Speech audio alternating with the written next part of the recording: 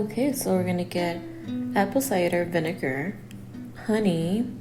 You can always add less honey if you like.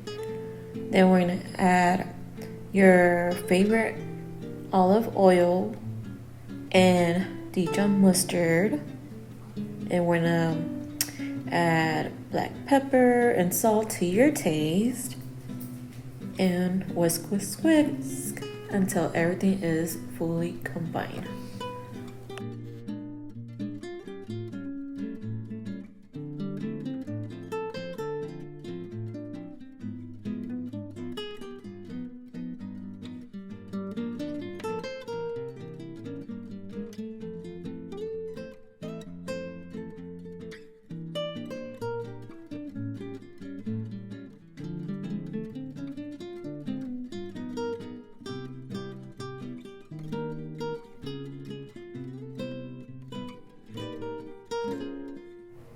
I do hope you give this recipe a try. It's perfect for salads.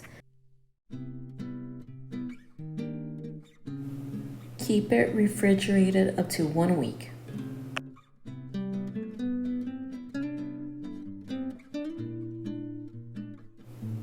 And enjoy!